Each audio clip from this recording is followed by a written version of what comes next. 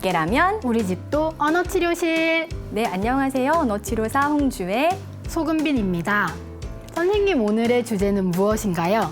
오늘은 장난감을 활용한 놀이 확장 방법과 책은 어떻게 읽어주면 좋을지에 대해서 설명드리는 시간을 갖도록 하겠습니다. 네, 그럼 바로 시작해 볼까요? 네, 치료실에서 보면 부모님들께서 아이랑 어떻게 놀아줘야 할지 고민이 많으시더라고요. 상호작용이 잘 안 되고 그리고 놀이 전환도 잘 안 되고 이런 부분에 대해서 고민이 많으신데요. 놀이 확장 방법에 대해서 설명 부탁드립니다. 네, 우선 장난감을 가지고 놀 때 가장 중요한 점은 아이의 관심사를 따르는 것인데요. 관심을 통해서 아이의 흥미를 유도하는 것이 핵심입니다. 오늘은 놀이 전환이 안 되는 대표적인 2개의 사례로 설명을 드릴 거예요. 첫 번째 사례는 장난감을 계속 떨어뜨리기만 하거나 자동차를 굴리면서 바퀴만 보는 등 단순 행동으로만 놀이를 하는 경우예요. 그런데 여기서 체크 포인트는 다른 놀이로 전환을 유도하였을 때 전환이 되는지를 꼭 확인해 주셔야 합니다. 네, 맞아요. 다른 놀이로 전환이 되는지를 확인해 보는 작업은 중요한 것 같습니다. 그런데 이렇게 놀이 전환이 안 되는 친구들한테서는 어떻게 놀이를 확장시킬 수 있을까요, 선생님? 네, 놀이 확장은 한 단계씩 해주시는 것이 중요한데요. 자동차만 굴릴 경우에는 굴리는 장소를 바꿔보시는 거예요. 창문에도 굴려보고 책상 위에서도 굴려보는 거죠. 아이가 좋아하는 행동인 굴리는 행위는 유지한 채 아이의 시선을 다른 곳으로 유도하는 거예요. 네. 그러면 아이의 시선을 다른 곳으로 유도하는 것도 놀이 확장의 방법이 될 수 있는 거군요, 선생님. 네, 맞습니다. 아이의 시선을 다른 곳으로 유도하는 것이 가능해졌다면 그 다음 단계는 굴리는 행위에 다른 행동을 더해보는 건데요. 예를 들면 자동차에 동물 인형을 태우거나 음식 모형을 태워서 굴려보는 거죠. 네. 아이가 선호하는 행동은 유지한 채 다른 장난감을 추가해서 놀이를 확장시키는 거군요. 네, 이 방법은 아이들마다 단계를 넘어가는 시기가 모두 다를 수 있을 것 같아요. 그러면 2번째 사례를 알려주세요, 선생님. 네, 2번째 사례는 자동차면 자동차, 인형이면 인형같이 특정 장난감으로만 놀이를 하는 경우예요. 이런 경우에는 이야기, 즉 스토리를 활용하여 놀이 확장을 해주실 수 있어요. 예를 들어 인형만 가지고 논다면 우리 오늘 인형 옷 사러 옷가게 한번 가볼까? 혹은 머리 자르러 미용실에 가보는 건 어때? 같이 상황을 유도해 주시는 거예요. 마치 이야기가 진행되듯 계속적으로 놀이 상황을 바꿔주시는 거죠. 그러면서 옷을 사러 갈 때에는 옷방에도 직접 가보고 머리를 자를 때에는 수건을 목에 둘러보는 등 실제 사물을 활용해 주신다면 일상생활의 경험으로도 확장을 시켜주실 수 있습니다. 네, 그렇군요. 이야기를 확장시키면서 자연스럽게 놀이가 확장이 되고 또 일상생활 사물을 활용해서 사용하는 방법도 놀이 확장의 방법이 될 수 있겠어요. 그런데 놀이 확장을 하면서 어떤 자극을 주어야 할까 부모님들께서 궁금해하실 수 있을 것 같은데 언어 자극은 어떻게 줄 수 있을까요? 네, 놀이 확장 시 언어 자극의 포인트는 질문입니다. 질문 중에서도 좋은 질문을 해주셔야 하는데요. 여기서 말씀드리는 좋은 질문은 오픈형 질문이에요. 예를 들면 우리 미용실에 왜 갔지? 미용실에서 뭐 했어? 미용실에서는 목에 수건을 왜 둘까? 같은 것들이에요.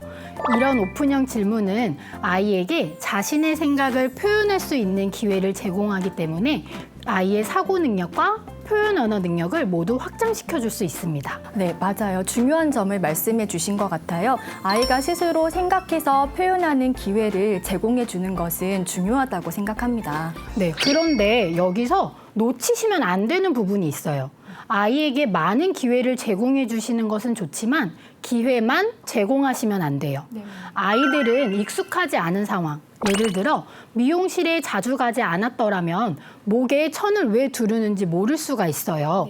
그럴 경우에는 부모님께서 상황에 대해 충분히 설명을 해주시고 아이가 이해하고 대답할 수 있도록 도와주셔야 합니다. 네, 그렇군요. 그런데 아이가 혼자서도 잘 놀고 있는데 부모님께서 개입을 해서 이제 놀이를 확장을 시키고 하는 것들이 꼭 필요할까라고 궁금해하시는 부모님들도 계실 수 있을 것 같아요.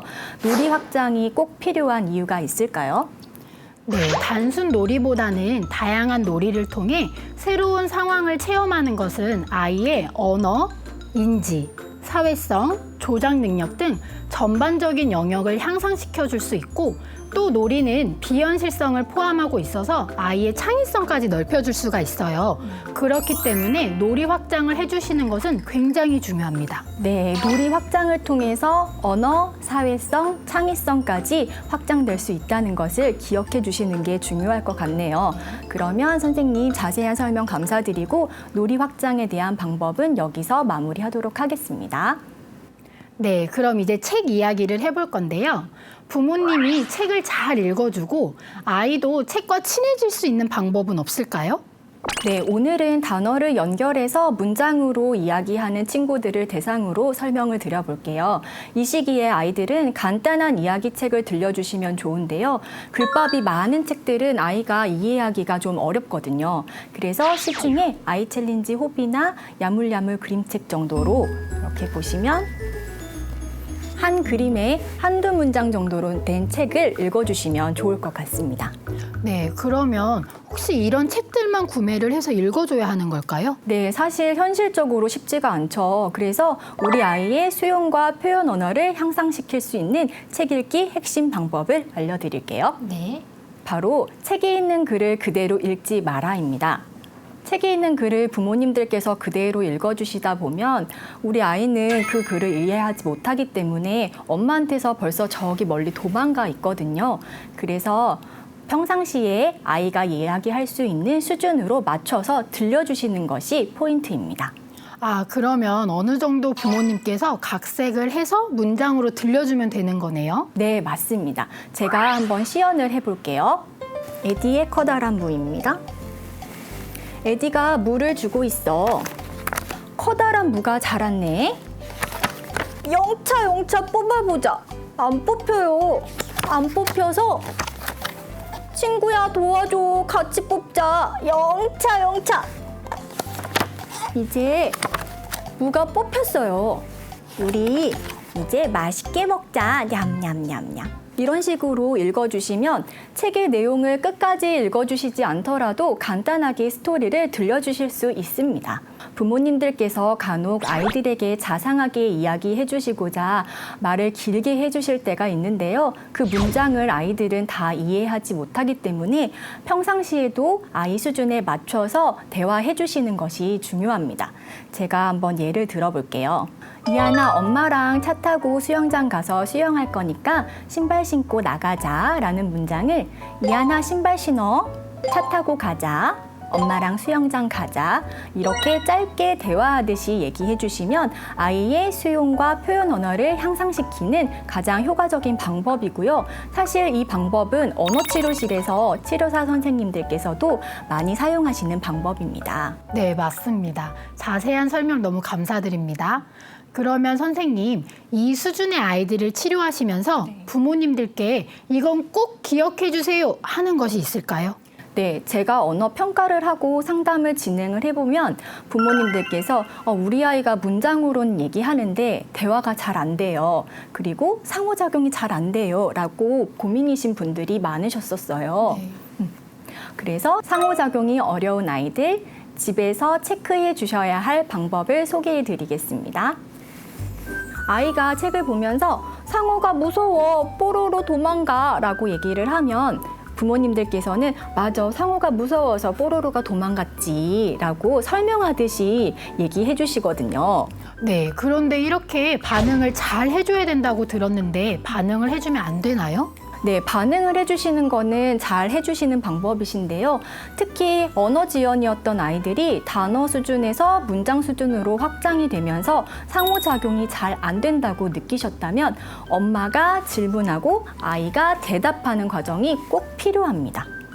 지금 영상을 보시는 부모님들께서 어떤 질문을 해야 할지 감이 잘 안 오실 것 같아요. 혹시 예를 들어주실 수 있을까요? 네, 아까 봤던 책에서 보면 뽀로로가 뭐 하고 있어? 상어는 어디 갔지? 이 그림책을 설명해 줄래? 이렇게 부모님께서 질문을 해주시고 아이의 대답을 유도해 주는 거죠. 그러면 선생님, 아이가 그림을 보고 스스로 표현하는 거랑 질문을 듣고 대답하는 거에는 차이가 있는 것 같아요. 어떤 차이가 있는 걸까요? 네, 맞아요. 차이가 있습니다. 상호작용이라고 하는 개념은 듣는 청자와 말하는 화자가 끊임없이 소통하는 과정을 의미합니다.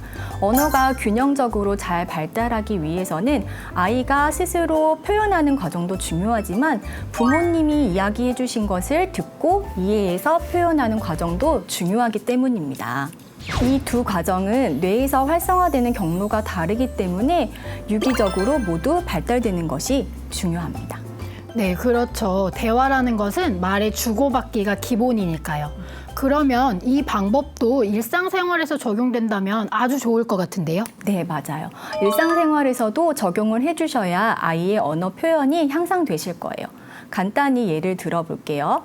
엄마랑 오늘 마트 갔다 올 거야. 마트 가서 이한이가 좋아하는 젤리 사오자 라고 설명하듯이 얘기할 수도 있지만 엄마랑 오늘 어디 간다고 했지? 그리고 뭘 사기로 했지? 이런 질문을 해주실 수도 있고요. 마트 다녀오는 길에 이한이는 오늘 뭐가 가장 재밌었어? 그리고 어떤 게 가장 맛있었어? 이런 질문도 해주시면 일상생활에서도 충분히 적용할 수 있을 거라고 생각됩니다. 네, 이런 방법은 사실 어렵지는 않지만 평소에 부모님들께서 미처 생각하지 못하고 넘어갔던 부분이었을 것 같아요. 오늘 영상을 보시고 가정에서 적용해 보신다면 너무너무 좋을 것 같습니다. 네, 이번 시간은 놀이 형태가 다양하지 못해서 고민이셨던 부모님들께 놀이 확장에 대한 방법과 책을 활용해서 상호작용을 유도할 수 있는 방법에 대해서 설명드렸습니다. 이번 영상은 여기서 마무리하도록 하겠습니다. 좋아요, 구독, 알림 설정 부탁드려요. 다음 영상에서 만나요. 안녕!